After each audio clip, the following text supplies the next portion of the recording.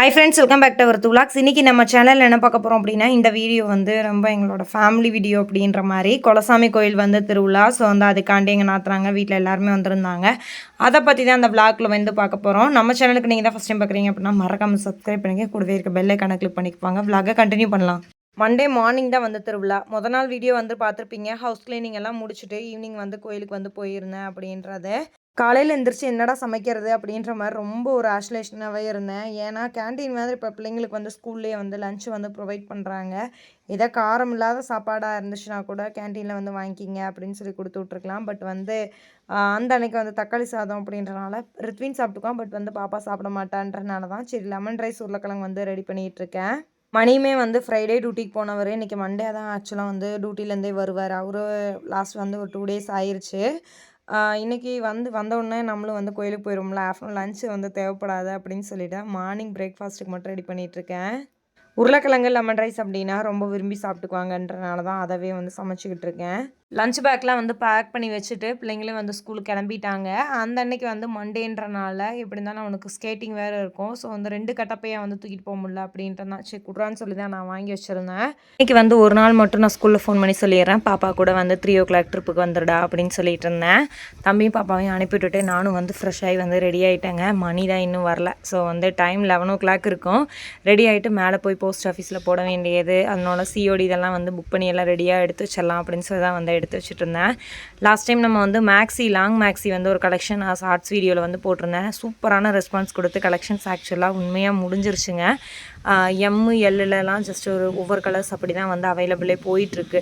நான் வந்து அதோட ஃபோட்டோ வந்து இந்த வீடியோவில் வேணால் ஷேர் பண்ணுறேன். அந்த கலர்ஸ் இப்போ லைவில் இருக்குது, யாருக்காச்சும் வேணால் எடுத்துக்கங்க. நியூ ஸ்டாக் வந்து வர்றதுக்கு இன்னும் ஒரு 3 days ஆயிரும். அதனால தான் லாஸ்ட்டுக்கு அப்புறம் எந்த அப்டேட்டும் கொடுக்க முடியாமே போயிட்டு இருந்துச்சு. கலெக்ஷன்ஸோட ஓவராலாக ஃபோட்டோ வந்து அதில் ஷேர் பண்ணுறேன். நாங்களும் கோயிலுக்கு வந்தோம், டீச்சர் அக்காங்களும் வந்து வந்திருந்தாங்க. சரி சாப்பிட்டுட்டு நீங்கள் வெளியே வாங்க, நாங்கள் போய் சாமி கும்பிட்டு வந்துடுறோம் அப்படின்னு சொல்லிட்டு தான் சாமி கும்பிட்றதுக்கு நானும் மணி வந்து போயிருந்தோம். ஆடி மாதம்னு எடுத்துட்டா எங்கள் ஊரை சுற்றி ஃபுல்லாக எல்லா இடத்துலையும் கெடா வெட்டு விருந்து தாங்க. அந்த மாதிரி வந்து எங்கள் குலசாமி கோயிலுமே வந்து ஆடி மாதம் தானே வந்து சாமி கும்பிட்றோம். ஸோ வந்து அந்த மண்டே அப்படின்றனால காலையில் 8 மணிக்கெல்லாம் சாமியை வந்து சிலையாக வந்து கொண்டு போய் கோயிலில் வச்சுட்டு 9 மணிலேருந்து அன்னதானம் வந்து போயிட்டு தான் இருந்துச்சு. ஈவினிங் 5 o'clock வரைக்கும். பாண்டியக்காவுக்கு பிக்கப் பண்ணுறதுக்காக டீச்சர் அக்காவும் வந்து போயிட்டாங்க. சரின்னு சொல்லிட்டு நானும் மணியும் சாப்பிட்டுட்டு வெளியே வந்தோன்னே விளையல் தாத்தாவுக்கு வந்திருந்தார். விளையல் வாங்க வரலையான்னு சொல்லி கேட்டார். சரி லாஸ்ட் டைம் திருவிழா அப்போ வாங்கி இந்த விளையல் உடஞ்சிருச்சு. எனக்கு இப்போ வந்து கண்ணாடி வளையல் வாங்கணும்னு ஆசை. அதுவும் எனக்கு ரொம்ப பிடிச்சிருந்துச்சு. இந்த வளையல் குட்டியாக ஸ்டோன் வச்சு ஜிகுனா மாதிரி இருந்துச்சு. நான் வந்து பெருசாக கண்ணாடி வளையல் போட்டுக்க மாட்டேன். பட் என்னமோ தெரில, இந்த வாட்டி தாத்தாவாக வாலண்டரியே கூப்பிட்டனால என்னமோ எனக்கு வந்து வளையல் போடணும்னு ஆசை வந்துச்சு. கையோட நானும் வளையல் போட்டேன். வளையல் அழகாக இருக்கே அப்படின்னு சொல்லிட்டு இருந்தாங்க. அதுக்குள்ளே அவரும் வந்து கிளம்பி போயிட்டார் தாத்தாவும். தாரணி வந்து ஸ்கூலுக்கு போயிட்டா, மோனிஹர்சனு எல்லாருமே ஸ்கூலுக்கு போயிட்டாங்க. இவங்க மட்டும் ஒரு ஹாஃப் டே வந்து பெர்மிஷன் போட்டு வந்தாங்க. ஈவினிங் வந்து நம்ம வீட்டு சாமியை வந்து சாமி கும்பிடுவாங்க. ஸோ வந்து கொஞ்சம் நேரம் இருந்துட்டு சாமியெல்லாம் கும்பிட்றது பார்த்துட்டு தான் வந்து கிளம்புவாங்க. பாப்பாவும் தம்பியும் கரெக்டாக 3 மணிக்கு வந்துட்டாங்க. வந்தோன்னே வீட்டில் போய் ட்ரெஸ்ஸை சேஞ்ச் பண்ணி விட்டுட்டு கூட்டிகிட்டு வந்த கோயிலுக்கு. நாங்களுமே வந்து ஒரு 2:30க்கு தான் வந்து சாப்பிடவே போயிருந்தோம். சாப்பிட்டுட்டு கொஞ்ச நேரம் உட்காந்துட்டு அங்கே வந்தவங்க கூட எல்லாம் பேசிகிட்டு இருந்தோம். தம்பி பாப்பாவையுமே கூட்டிகிட்டு வந்தோன்னே கேட்குறா, என்ன சிலை மாற்றிட்டாங்க, போன வருஷம் இப்படி இல்லையே, என்ன வேறு சிலை கொண்டு வந்து வச்சுருக்காங்க அப்படின்னு சொல்லி மகிழினி கேட்டுட்டு இருந்தா. ரித்வின் அதை கூட நோட்டீஸ் பண்ணல. சாப்பிட வச்சுட்டு அங்கே அந்த பொம்மை கடையை பார்த்தோன்னு பொம்மை வேணும்ட்டா. சரி வான்னு சொல்லிவிட்டு அந்த ஒரு ஃபோனை மட்டும் வாங்கி கொடுத்துட்டு அப்புறம் ரிட்டன் கிளம்பணும். சரியான ஒரு கூத்து பண்ணிட்டேன். நான் வந்து கோயிலுக்கு வந்து பிள்ளைங்கள அவசர அவசரமாக கூட்டிகிட்டு வந்ததால என் சாவி வந்து மிஸ் ஆயிடுச்சு. வழியே தேடிட்டு இருந்தேன். அப்போ வந்து ஒரு பாப்பா சொன்னாங்க, உங்கள் சாவியை அந்த அனௌன்ஸ்மெண்ட் பண்ணுவாங்கள்ல அங்கே கொடுத்துருக்காங்க போல், நீங்கள் போய் கேட்டு பாருங்கன்னு சொன்னாங்க. அதே மாதிரி அங்கே இருந்துச்சு. சாவியை வாங்கிட்டு தான் வந்தேன்.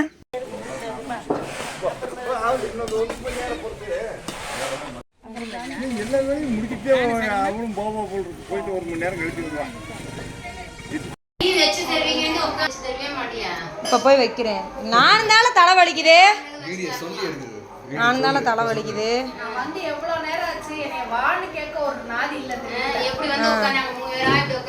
சரி, நாய் மாடு வேலை செஞ்சுக்கிட்டு இருந்தேன். கோயில்ல போய் நாங்க பொங்க வச்சு ரத்த பொரியல் வச்சுட்டு வரோம். தின்னுட்டீல? திங்கல, எல்லாரும் நாங்க வச்சுட்டு வந்திருக்கோம். வைங்கன்னு சொல்லிட்டு வந்தியா? வச்சுட்டோம்டி. சாமி கும்பிடல. சரி டீயை வைக்கிறேன். ஆமா. ரித்வினுக்கு வந்து அவனோட ஹேண்ட் ரைட்டிங்காக வந்து ஒரு பேட்ச் ஒன்று கொடுத்துருந்தாங்க, பெஸ்ட் பெர்ஃபார்மன்ஸ் ஹேண்ட் ரைட்டிங் அப்படின்னு சொல்லிட்டு. அதை வந்து அவங்க அத்தைகிட்ட காட்டிகிட்டு இருந்தா. உடனே மகிழினி என்னோட ஹேண்ட் ரைட்டிங்கும் பாருங்கள், நானும் தான் அழகாக எழுதியிருக்கேன் அப்படின்னு சொல்லிட்டு இருந்தா. அப்படியே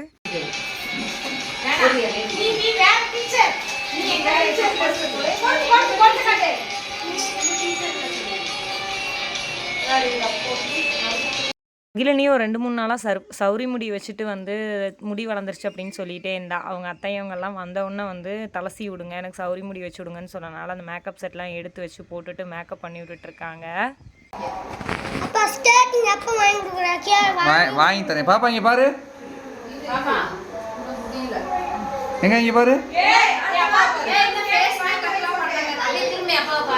அப்படியே இங்கே பாரு, இங்கே பாரு, ஒரு நிமிஷம் வாய் நேராக வச்சுக்கோ. அப்படி இங்கே பாரு அப்பாவை, அப்படியே முடிய புள்ள, அப்படியே இங்கே பாருங்க. சூப்பராக இருக்குது, சூப்பராக இருக்குது. பாப்பாவோட ஃபுல் மேக்கப் முடிஞ்சிருச்சுங்க. கம்மல் தான் இல்லை, கம்மல் இருந்திருந்தா இன்னும் அழகாக இருந்திருப்பா அப்படின்னு எல்லாம் சொல்லிட்டு இருந்தோம். மேலே வந்து கொஞ்சம் இந்த லாங் ஃப்ராக்லாம் வந்துருந்துச்சுல கலெக்ஷன்ஸ், அதெல்லாம் பார்த்துட்டு செல்விகா இவங்கெல்லாம் வந்து எடுத்துகிட்டு இருந்தாங்க. சரி ஓகேன்னு சொல்லிட்டு அதெல்லாம் காட்டிட்டு அடுத்து வந்து வீட்டுக்கு வந்தோம். கீழே வந்தோன்னே வந்து அந்த நெத்திச்சூடிலாம் வைக்காமல் இருந்தா. சரி நின்று பாப்பா வச்சு விட்றேன் அப்படின்னு ஒரே ஒரு அழகாக அந்த கும்மி அடிப்பியில் அது மாதிரி அடிப்பாப்பான்னு, அடிக்க மாட்டேன் போ அப்படின்னு சொல்லி கோவிச்சுக்கிட்டா. சரி நானும் போகிறேன், நீ அங்கே நின்றுக்க அப்படின்னு சொல்லிட்டு இருந்தேன். உடனே பின்னாடியே அழுதுட்டு வந்தாச்சு. அழுகாத அப்படின்னு சொல்லி சமாதானம் பண்ணி அப்படியே வந்து கூட்டிகிட்டு போயிட்டுருக்கோம். மகிழினி பண்ண மேக்கப்பில் லேட் ஆயிடுச்சு. கறியை மட்டும் கொடுத்துருவாங்க, இல்லாட்டி நைட் இல்லை. நம்ம எனக்கு தெரிஞ்சு முன்னாடி எனக்கு தெரிஞ்சு ஏமினா இல்லை, முன்னாடி உனக்கு தெரியும் வந்திருக்கேன். முன்னாடி பார்த்தீங்கன்னா நைட்டில் தான் சோறு போடுவாங்க. நைட் 2 மணிக்கு தான் கிடா வெட்டி சோறு போடுவாங்க. முன்னாடி நம்ம விளாக்லேயே ஒரு 4 வருஷத்துக்கு முன்னாடி பார்த்துருந்தாங்களே தெரியும். நைட் நேரத்தில் சாப்பாடு போடுறது, இரவில் ஒரு கிடா விருந்துலாம் போட்டிருக்கோம்.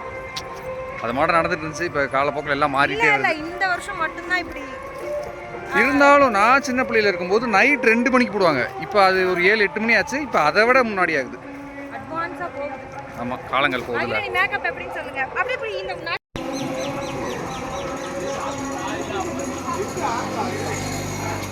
எல்லாரும் கோயில் அழகாக இருக்குது அப்படின்னு சொன்னாங்க. எங்கள் சின்னத்தை மட்டும் பாப்பா எங்கே பாப்பா நான் எப்படியோ இருக்க அப்படின்னு சொல்லிட்டாங்க. உடனே கோவம் வந்துருச்சு. அவங்க கூட வந்து நான் பேச மாட்டேன், நீ எப்படி சொல்லலாம், நான் அழகாக இருக்கேன்னு நீங்கள் சொல்லலைல்ல அப்படின்னு சொல்லி கோவிச்சுக்கிட்டா.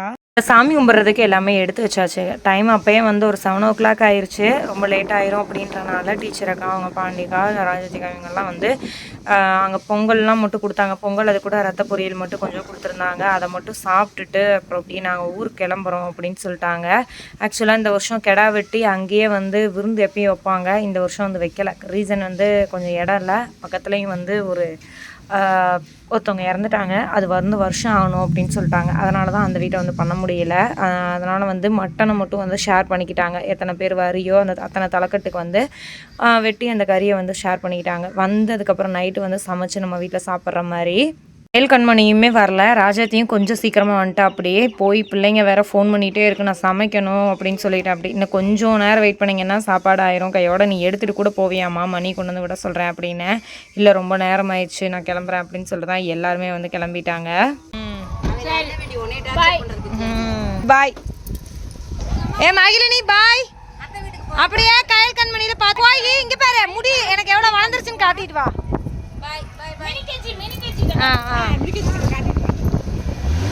பாய் பாய். கயல் கண்மணி வீட்டுக்கு போயிட்டு முடியெல்லாம் பார்த்துட்டு நெயில் பாலிஷ்லாம் அடிச்சு விட சொல்லிட்டு அடிச்சிருக்கா. அப்படியே அந்த எக்ஸசைஸ் பண்ணுறக்காக அந்த பலூன் வாங்கி வச்சுருக்காங்க. அதை 2 பேர் போட்டு படுத்திக்கிட்டு இருக்காங்க. ஒட்டு முடி